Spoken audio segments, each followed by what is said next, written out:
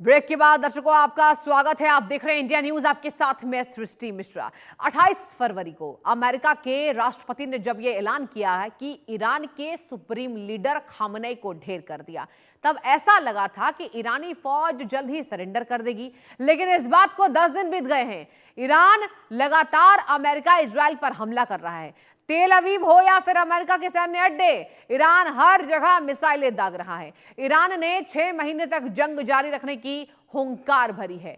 ऐसे में सवाल उठ रहे हैं कि ईरान इस जंग में 6 महीने टिक पाएगा या फिर अमेरिका इजराइल ईरान का वजूद ही खत्म कर देगा। इसी मुद्दे पर हम देश के 2 बड़े ज्योतिषियों के साथ चर्चा विशेष करेंगे। आप बने रहिए और आपको बताएंगे कि आखिर इस तमाम युद्ध की आशंका के बीच भविष्य क्या कहता है, ज्योतिष क्या कहता है, कि ज्योतिष पर अटूट विश्वास होता है। और अब देखने वाली बात होगी इस युद्ध के बीच में आखिर क्या जानकारी जो लगातार मिल रही है, क्या वाकई भारी तबाही ये देकर आएगी। और चलिए इस पैनल में मैं स्वागत करना चाहूंगी पंडित गिरीश पारिख का, ज्योतिषी हैं, और पंडित राकेश चतुर्वेदी। आप दोनों का बहुत बहुत स्वागत है इंडिया न्यूज पर पंडित जी। और पहला मेरा सवाल गिरीश पारिख जी आपसे होगा, ज्योतिष क्या कहता है? महासंग्राम का 10वां दिन हो गया है, क्या बड़े युद्ध की आशंका है?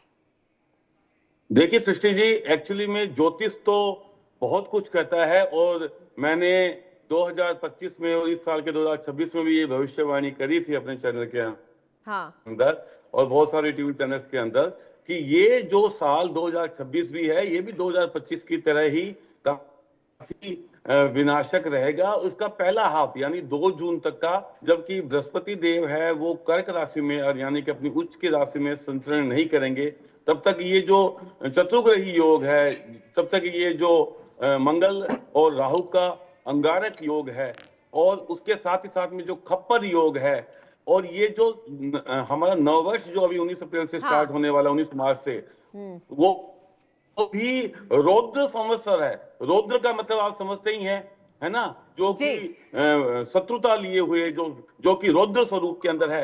तो अभी के समय पे मैं आपको बताऊं कि ये जो अंगारक योग है, स्पेशली मंगल राहु का, और ये योग सूर्य राहु का, क्योंकि अभी 2 ग्रहण, बड़े बड़े ग्रहण भी पड़ के गए हैं और जिस हिसाब से अभी जो गुरुदेव अतिचारी हैं, आने वाले 7 साल तक रहेंगे अतिचारी, ये सारी युद्ध की विभीषिका को बताने वाले साल हैं। मेरे ख्याल से जैसे कि पहले अमेरिका को लग रहा था कि वो खामनेई जी को खत्म कर देंगे और युद्ध समाप्त हो जाएगा, लेकिन युद्ध कहीं उनकी सोच से आगे विकट और विकराल रूप ले चुका है। तो निश्चित रूप से मैं ये बोलता हूं कि ये युद्ध अभी मेरे को नहीं लगता कहीं पे भी अभी जो है वो शांत होने वाला है, कम से कम 15 से 20 दिन तक।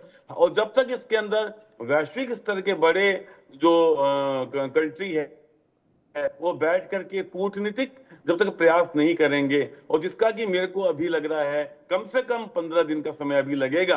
15 दिन के पहले मेरे को इसमें कुछ होता हुआ नहीं लग रहा। हाँ, एक बात मैं बता दूं आपको सृष्टि जी, और वो ये है कि जो 11 तारीख जो आने वाली है, जो अभी आज आप इसको बोल सकते हो, जो ये समय है 1-2 दिन का, इसके अंदर कुछ तो ऐसा होने वाला है, क्योंकि शनिदेव जो हैं वो जो अस्त होंगे, गुरुदेव का मार्गी होना है, तो कुछ राहत की आप छोटी खबर अभी इमीडिएटली तो मैं यही बोल सकता हूं, आप ले सकते हैं। यानी कि गिरीश जी, आपकी बातों से यही प्रतीत होता है कि अभी कोई जो शांति, ये समझ में नहीं आ रही है बातें, और शांति के वार्तालाप होते तो नजर नहीं आएंगे, संबंध अच्छे इन देशों के गहराते नजर नहीं आएंगे। अब मेरा सवाल राकेश जी आपसे होगा। राकेश जी, आपका ज्योतिष क्या कहता है? युद्ध की जो अवधि है, जैसा गिरीश जी बता रहे हैं, ये और खिंचेगा, आप क्या कहेंगे? सृष्टि जी, सर्वप्रथम तो इस मंच को मेरा वंदन है और आपको भी मेरा वंदन है। नमस्ते। हमारे सहयोगी गिरीश जी को भी मैं वंदन करता हूं, प्रणाम करता हूं। देखिए सृष्टि जी, आपके इस मंच से कई बार मैं यह बोल चुका हूं, मंगल राहु की अंगारक युति 23 फरवरी से आरंभ हुई है और 23 के बाद से ही यह देखिए कि विनाश की विभीषिका जो है आरंभ हो चुकी है। लेकिन 11 तारीख को, मैं अभी आप ही के मंच पर कल भी मैंने ये बोला है कि 11 तारीख को जैसे ही गुरु मार्गी होंगे, एक छोटे समय के लिए एक अल्पकालिक विराम जो है इस युद्ध में देखने को मिलेगा, या यूं कह लीजिए कि एक अल्पकाल का जो है रोक इस युद्ध विभीषिका पर लगेगा। और इसमें कहीं ना कहीं जो है नाटो के देश, भारत का भी इसमें रोल रहेगा और साथ ही साथ वह गल्फ कंट्रीज भी जो अब तक अपनी जमीन का उपयोग जो है अमेरिका को करने दे रहे थे, वो भी अमेरिका के विरोध में आएंगे और कहीं ना कहीं शांति के लिए पहल करेंगे। यह 11 मार्च से देखने को मिलेगा।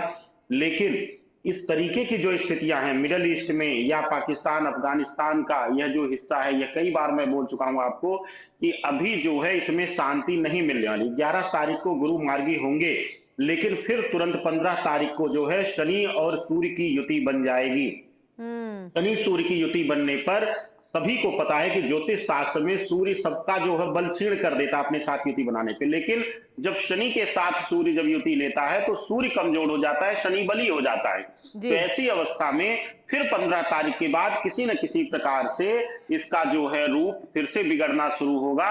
और साथ ही साथ आपको बता दें कि अभी खास करके जो है विशेष रूप से 2 अप्रैल तक बहुत ज्यादा बहुत बड़े लेवल पे पूर्ण विराम लगते हुए या शांति मिलती हुई नहीं दिखाई दे रही सृष्टि जी। इस तरीके के ग्रह गोचर इशारा करते हैं। मतलब अभी 2-3 महीने और युद्ध की जो स्थिति है वो भीषण पंडित जी आपके मुताबिक होने वाली है। पंडित गिरीश जी, मैं आपके पास लौटना चाहूंगी। गिरीश जी, एक और मैं चर्चा आपसे चाहूंगी इस बाबत। कहा यह जा रहा है कि ईशान कोण में कहा जो युद्ध का डायरेक्शन है वो दिखाई दे रहा है।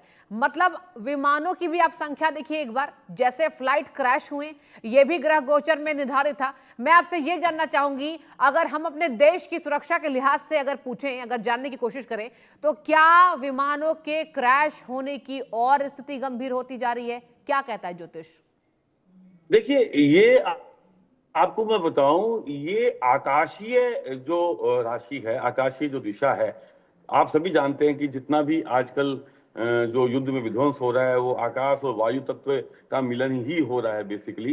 पर जैसा कि मैं अपने जो साथी ज्योतिषाचार्य उनको प्रणाम करते हुए ये बात बोलना चाहूंगा कि देखिए, अभी जैसे उन्होंने एक बहुत सुंदर बात बोली कि सूर्य शनि की युति होने वाली है, लेकिन मतलब ये मंगल भी अभी जो थोड़े समय के बाद में जब राशि परिवर्तन करेंगे तो फिर वापस से मंगल शनि की युति हो जाएगी। तो मंगल शनि की युति, सूर्य शनि की युति, ये ज्योतिष शास्त्र में शुभ नहीं मानी गई है, ये अशुभ स्थिति है। तो जैसा कि अभी हमारे ज्योतिषाचार्य जी ने बोला है कि ये एक थोड़े से समय के लिए थोड़ा सा हो सकता है कि ये युद्ध एक बार टेम्पररी थोड़ा सा 4-5 दिन का युद्ध विराम हो जाए, लेकिन आगे जाकर के भी जो ग्रहों की जो स्थिति है वो सामरिक क्षेत्र के लिए, सामरिक दिशा के लिए कोई बहुत शुभ रूप से इंगित नहीं करती है। तो मेरे को ये लगता है कि आने वाले भी जो प्लानिट पोजिशन, देखिए अभी कुंभ राशि के अंदर, जैसा कि मैंने आप कई बार बोला है कि शनिदेव जो है, शनिदेव की राशि है कुंभ, मूल त्रिकोण राशि है, और इसके अंदर जो शनिदेव जो है वो सभी जानते हैं। जरा बने रहिए, प्लीज बने रहिए। मैं चर्चा में आप दोनों के पास वापस आऊंगी। इसी बीच बड़ी खबर का भी रुख करना जरूरी है। ईरान के नए सुप्रीम लीडर को बड़ी धमकी मिली है। मुस्तफा खामनेई को जान से मारने की धमकी दी गई है। इजराइल संसद के स्पीकर आमिर ओहाना ने मुस्तफा खामनेई को जान से मारने की धमकी दी है। यह बड़ी जानकारी है। और चलिए चर्चा में लौटेंगे। जो 2 ज्योतिषाचार्य हमारे साथ पैनल पे लगातार मौजूद हैं और ये बड़ी भविष्यवाणी हम इंडिया न्यूज के माध्यम से करते नजर आ रहे हैं। पंडित जी, आप प्लीज कंटिन्यू कीजिए अपनी बातों को। और देखिए, अब इजराइल क्या ये जो तमाम बयान जारी कर रहा है, ईरान के लिए और क्या बड़ा संकट आप देख पा रहे हैं? क्या कहेंगे? अब देखिए सृष्टि जी, मैं बता ही रहा था, इसी बीच में ये बड़ी खबर आ गई है। हाँ। अब आप बताइए कि एक वहां के जो सुप्रीम लीडर है उसकी अभी जो हत्या होकर के चुकी है, और उनके उत्तराधिकारी, उनके लिए भी ये बात बोल दी है। और आपको मैं बता दूं, इजराइल अगर कुछ बोलता है तो वो करता जरूर है, क्योंकि हम सभी जानते हैं कि विश्व की सबसे अग्रणी जो उनकी खुफिया एजेंसी मोसाद है, और उनके पास में इतनी डिटेल्स होती हैं कि उनके वार बिल्कुल सटीक होते हैं। तो ये सारी चीज क्या है, ये युद्ध में जो मतलब युद्ध की अग्नि में आहुति देने वाला काम ही तो होगा ना। ये अगर उनके साथ में अगर ऐसा होता है तो ईरान तो चुप रहने वाला है नहीं।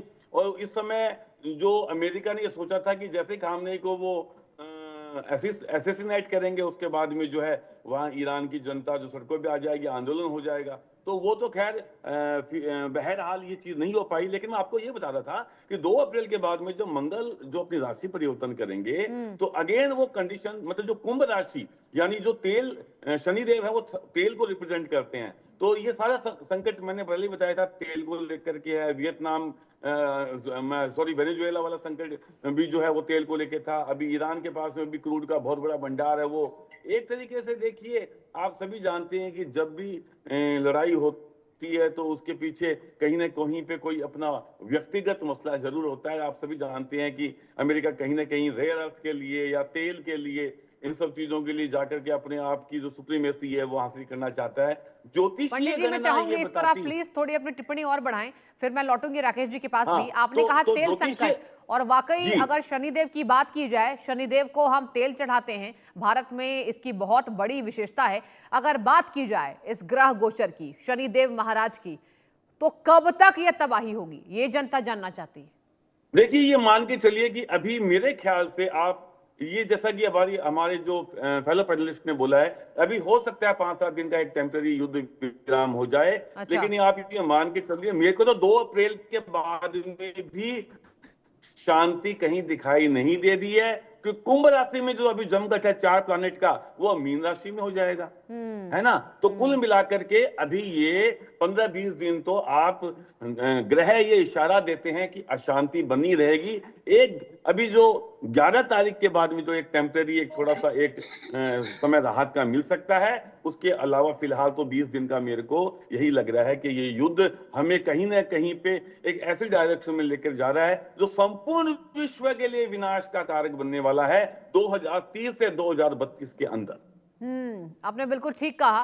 पंडित जी, मैं आपके पास लौटना चाहूंगी, राकेश जी के पास भी मैं रुक करना चाहूंगी। राकेश जी, यहाँ एक और ज्योतिषाचार्य से अगर बात की जाए, हम तमाम चर्चा कर रहे थे, तो ये कहा गया, ये जो अवधि अभी इन्होंने बताई गिरीश पारिक जी ने, ये बिल्कुल ठीक कह रहे हैं, क्योंकि ये जो अवधि है, कहा जा रहा है कि 2030 तक ये जो तारीख है, ये पहले से ही निर्णायक भूमिका पर है, क्योंकि ज्योतिष में बहुत बड़ा कुछ ये सवाल भी उठता नजर आ रहा है, क्योंकि ज्योतिष ये कह रहा है कि 2030 तक ये डिस्टर्बेंस रहेगा। मैं आपसे जान